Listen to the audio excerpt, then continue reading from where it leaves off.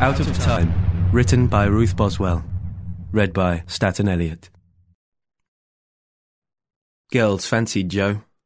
He was 17, tall, dark-haired, grey-eyed, handsome, though this was difficult to tell. A gap jumper whose hood permanently covered his head and left his face in a shadow served as a useful disguise and allowed him to see out, but prevented anyone from seeing in. Torn jeans and trainers conformed to the political correctness current among his peers. Joe and his mother lived alone in a red brick house in Vantage, an unassuming town in the Cotswold Hills. The odd Tudor front, a covered market in Weymouth Square, a few remaining narrow lanes bore witness to a more ancient centre, almost obliterated by the usual parade of chain stores, a small shopping mall and civil facilities. Where Joe lived, nearer the outskirts, the 30s planners or unplanners had taken over, and post-war architects added their indelible mark. Their house, 3 up, 2 down, small front garden, larger back, was what might have been called ordinary, but served its purpose.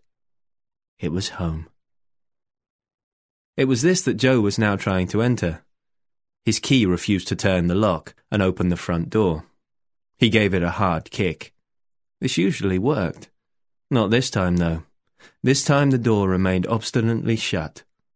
Typical of the day, he thought bitterly.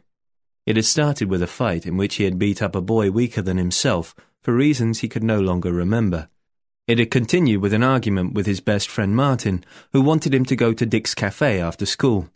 And it had almost ended for good with a heavy fall outside the local park gates, which had left him momentarily unconscious and with a pounding headache. He wished his mother were back.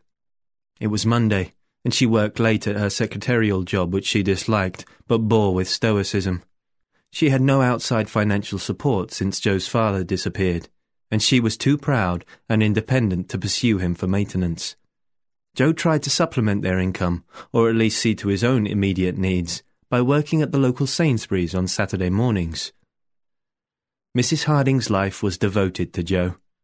This Joe knew, but instead of helping their relationship, he was left with a burden of guilt which also made him resentful.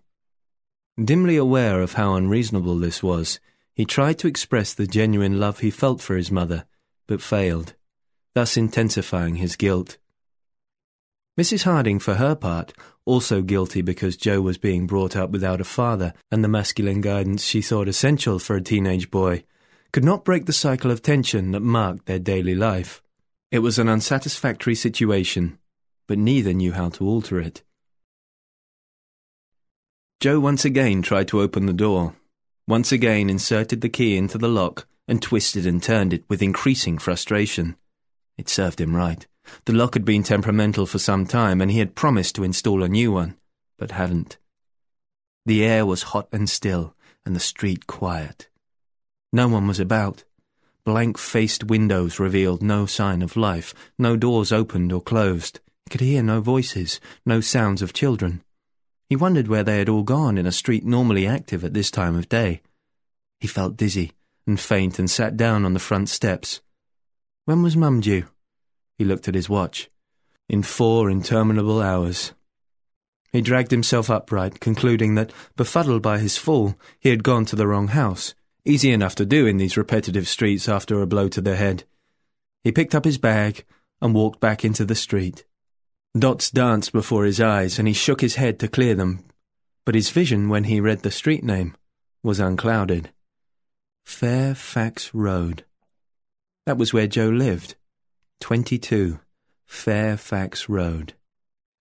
His knee hurt. He limped back to the house, sweat starting out in groin, armpit and forehead. He needed tea, something to eat. He suddenly realized, on this unsatisfactory day, dashed out in the morning on only a cup of tea.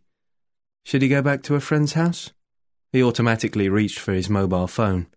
The back panel had split, probably in his fall. The line was dead. He threw it in disgust into the nearest flower bed. He would have to get in through the bay windows, but these, with safety locks in place, were impossible to open. He picked up a stone from the garden, wrapped it in a dirty handkerchief, no point in raising the alarm with the shattering noise of the broken glass, and prepared to throw. The stone never left his hand, because he now saw that, in the place of the mirror that had normally hung over the sideboard, was a charcoal drawing of a man's head, heavily framed in black and executed in strong, bold strokes. Joe gazed at it, mesmerized by its extraordinary power, by the dark, malevolent eyes staring straight into Joe's. He drew back in alarm, his only wish to flee, but he had noted with astonishment that the room that he was looking at was not his, was not the one belonging to Joe and his mother, was not the room inside 22 Fairfax Road. Joe drew near again and registered foreign furniture, heavy and dark Hessian curtains. He now noticed thick, roughly hewn wooden shutters swinging loose either side. He was interrupted by a harsh voice. "What the hell do you think you're doing?" He whirled round. Facing him was a small, swarthy man, dark-featured, heavily bearded, staring at him with hostility. Joe shrank back as the stranger laid a heavy hand on his arm.